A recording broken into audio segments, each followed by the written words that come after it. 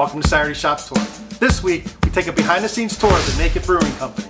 This predominantly female-run brewery is located in Huntington Valley, Pennsylvania. Let's get started.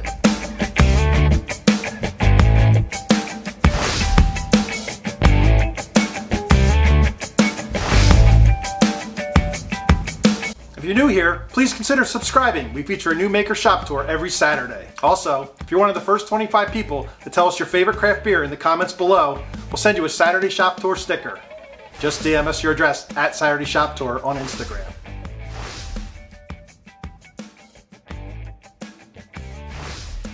Hi, welcome to Naked Brewing Company. I'm Hannah. And I'm Shawn.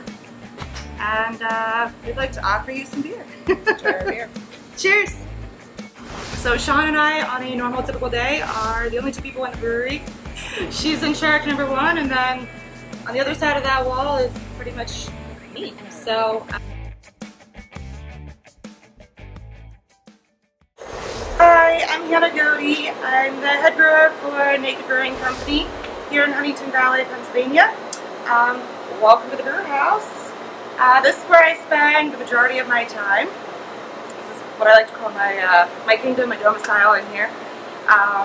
This is the brew house right here. We're a 7.5 barrel brew system.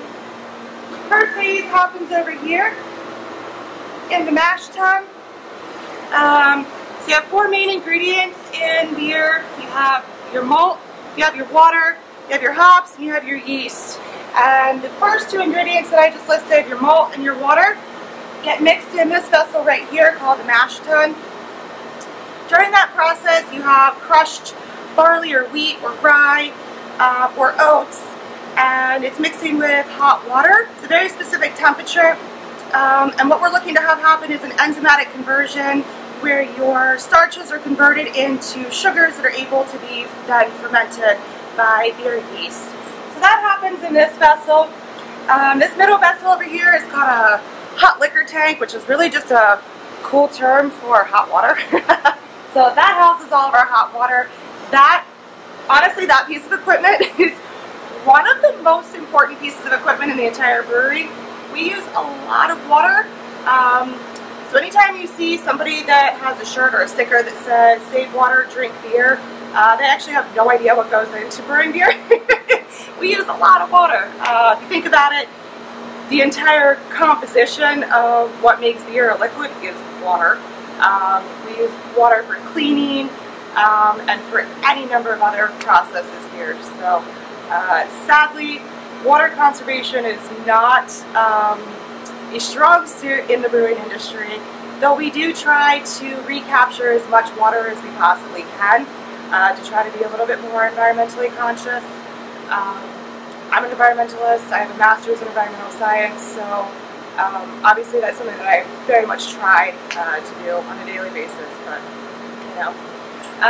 So after the enzymatic conversion happens in the mash tun over here, then we send that liquid, which is super, super sugary, we send it over to the kettle here. That's where the actual brewing process happens, if you will. That's where the liquid called wort, W-O-R-T. That's where that actually gets boiled in that vessel there. That's also where we add the hops. So the hops are going to help give some bitterness to the sugary liquid that we have, so that it's not just fermenting into something that is so saccharine sweet that you wouldn't actually want to drink it. So you actually do want some bitterness in there. Even beers like a stout or a cream ale or a pilsner or something like that, those also have hops in it. After the boil process is finished in there, and we send that liquid through this piece of equipment right here. This is a heat exchanger. This is essentially where we're running cold water through alternating plates with the hot wort, and we're cooling it down. That way when that wort goes into one of these fermenters over here, it's going in at a temperature ideally below 80 degrees. And that way when we put yeast into the wort, that yeast is able to thrive in that environment. Really anything over 80 degrees for most yeast strains is a little bit too warm. So we do want typically between 65 and low 70s is fermentation temperature for most ales. Lagers are going to be a little bit cooler than that, but that's our general goal, 65 to about 72 to 73 degrees. So once the beer is transferred into one of these fermenting tanks here, this is where fermentation happens. During the fermentation process, there are two byproducts. Carbon dioxide is number one, and alcohol is number two. So the yeast, I like to think of them as sort of like little Pac-Men. So they're chomping away on those sugars, and their byproduct then of fermentation is the CO2 and the alcohol. So that will take place in these vessels here. Typical fermentation, anywhere from like 7 to 10 days typically. Some can be a little bit shorter, some can be a little bit longer. It just kind of depends on the style of the beer, the yeast strain that you've chosen, and the environment in which it's being fermented in, temperature, pH level, things like that. So once that happens and fermentation is complete, then the beer gets transferred into a bright tank. Bright tank is where it gets carbonated, and then from that we're able to package it. Package formats would be things like kegs or cans, and from there then it goes on tap. Everybody gets to enjoy it. So on a normal average beer fermentation, start to finish, raw ingredient to then being in your glass, is about 2 weeks. Again, that can be a little bit longer, it can be a little bit shorter. Lagers tend to be more on the like 4 to 6 week range, whereas ales are like 2 to 4 weeks. So we like to do stuff the right way and not rush it. So I tend to be more on that 2 to 2.5 week time frame from start to finish. But again, science and the numbers will tell you when that fermentation is actually completed. So yeah, there's a lot of science that goes into this. So we test beers that are in active fermentation. I take daily readings every morning. I'm taking a sample and I'm using what's called a hydrometer, and that is measuring the specific gravity. In layman's terms, it's essentially measuring the amount of sugar that is left in solution. It's a little bit more complicated than that, but you know, for these purposes, we'll just go with that. You'll start with a higher number, and then as the sugars are fermented out and you're left with alcohol, then that number will go down. Once you start to see that number sort of level out and it doesn't really change day to day, you got a pretty good idea that your fermentation is complete. So we also measure pH, and pH can also be a good indication of when fermentation is nearing completion, and then has started to kind of be done altogether.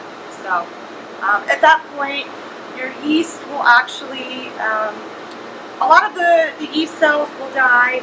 Some of them will just sort of go dormant, but they do what's called flocculate, meaning they sort of clump together and then they drop out. So on the bottom of these vessels, once fermentation is complete or almost nearly complete, there will actually be a pretty large layer of things like proteins, yeast, hops, things like that left in the bottom of each one of these tanks, which obviously we don't want any of that stuff to get into the beer before we package it. So right before we send the beer over to the break tank, we actually turn the temperature down on these tanks, which is what's happening to this one, which is why you see all the condensation on here.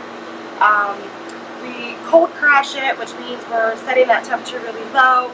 If you think about iced tea and putting sugar into iced tea, it's very easy to get sugar to dissolve in warm tea, but it's a little harder to do when it's cold. It just sort of precipitates out. That's essentially what we're trying to do with these tanks as well. So that helps with the clarity of the beer and the overall quality, so that you're not getting any of those unwanted byproducts. So one of the 4 main ingredients in beer is hops. These are what hops grow on. They're actually called bines with a B. Bines are characterized by actually having little hairs that grow off of each individual tendril instead of being a vine like grapes grow on or something like that. Ironically enough, grapes and hops tend to grow in similar environments. They both like well-drained soils, plenty of sunshine, a lack of sitting water underneath the leaves or anything like that. So that's pretty cool. We actually grew both Cascade and Nugget varieties here on the front of the building. 3/4 of it we actually harvested on Monday. We picked all the fresh hops off of it that we could, and then I used it in a beer that I brewed yesterday. What we like to call fresh hops is actually wet hops, meaning that they haven't been dried. There's still a large moisture content in there. This is hop harvest season, so you'll see a lot of other breweries doing some wet hop beer releases. It's pretty cool because you really only get to do that one time a year, and now's that time. So I always look forward to doing that. Wet hops tend to give less upfront bitterness. It's more of a soft, sort of green, chlorophyll type of flavor profile versus your dried either whole flower or pelletized hops. I like to use pelletized hops. I think it's a more concise flavor profile. But those pelletized hops we can use any time of the year. Those come from commercial hop growers. Most commercial hop growers are on the West Coast, California, Oregon, Idaho, even Washington. There are some in the Huntington Valley area in New York. Another great hop growing region is Australia and New Zealand. They produce some phenomenal flavor profiled hops. And then in Europe, it tends to be sort of that German, Poland, Czech Republic region for a lot of hop growers in that region too. So I'll show you what an individual hop cone looks like. So these are Cascade. I don't know if you're able to zoom in and see, but that yellow kind of powdery substance in there is what we really are after. So that's called lupulin. It's sticky, it's resinous, but that's what contains the bitterness in there. Hops are actually the female flower of the hop plant. Humulus lupulus, I think, is the scientific name for it. So yeah, these are pretty cool. I think hops are beautiful. I have a hop tattoo and I wear a hop necklace every day. So I think I've sort of staked my love for hops. So the probably biggest ingredient aside from water for producing beer is going to be your malts. So this is barley. This is just a basic 2-row barley. You can see there's a husk on the outside. When we are using this for brewing, it actually goes through a mill to crack it open. We want to be able to expose the inside portion of it. That's where all the starches are contained. So it goes through a mill, and then through an auger system it gets dumped into the mash tun, which was the first part of the brewing process. So other different grains and malts that you can use for brewing would be wheat. Rye is one of my favorites. Rye kind of gives a kind of spicy, fun, different profile to it. So a lot of my IPA recipes I like to slip in a little bit of rye malt in there. You can also use oats. You could use rice, corn. Some of those other ones that I just mentioned, though, don't have as much ability to produce some fermentable sugars. So you'll see the majority of beers being done with a high percentage of barley. Wheat is another one that does produce some nice sugars, but even so, most recipes will still have some barley in it as well. I can show you what wheat looks like. Wheat actually looks completely different. Notice that there's not any husk material on this wheat. That makes wheat, I don't want to say a little bit more challenging to brew with, because it's definitely still possible, but it does come with its own set of difficulties sometimes. Because that husk material actually helps to create sort of a filtration bed in the mash tun, allowing the liquid to pass through and not pull in the actual malt pieces, and also not stick together and gelatinize. So even in recipes that are a large percentage wheat, generally the biggest percentage that I'll do is 50%. So I'll do 50% wheat, 50% barley. But yeah, that's what wheat looks like. I don't think I have any rye available right now, but rye is long and skinny, and a little bit of like a taupe grayish brown color. But I actually will sometimes just chew on rye because I like it. Wheat is hard, so I wouldn't recommend just munching on that. But barley you can certainly munch on, and oftentimes when I teach classes I will pull different samples of different roasts and toasts and caramelization factors of different barleys, and let people try them so they can kind of taste what that would contribute to a finished product then. Next week we're going to start canning. It'll be our first can release for our brewery. We're going to have a double can release, which will be our Covet, our fruit kettle, or sour kettle series. Did I say that right? Yeah. All right. And then For Sure, which is a double IPA. Hazy double IPA. Hazy double IPA. Yeah. So we're going to have 2 can releases next week. So we're really excited, nervous, pumped about it. No sleep. Yeah. I'm stoked. Our artwork is going to be cool because this day and age, it's not enough just to have good beer inside of the can. You also have to have some pretty cool eye-catching artwork to go along with it, because people drink with their eyes before they actually drink with their mouths. So if you can't see what's actually inside of the can, then you need to have something visually and aesthetically pleasing on the outside. So I think we've come up with some pretty cool can art. Our designer is awesome. She's young, and it's really cool to work with somebody that is local, young, enthusiastic. She just kind of gets it. So that's been a pretty cool process. It's been a very tiresome process getting ready to do all of this. Yeah. I think once we get these beers into cans next week, I think we're all going to be able to take a bit of a sigh of relief. Yeah. But we'll get there, and it's going to be rewarding. So I'm excited. Yeah. So the young woman that is our graphic designer just graduated high school, and she's going into her first year at Moore College of Art.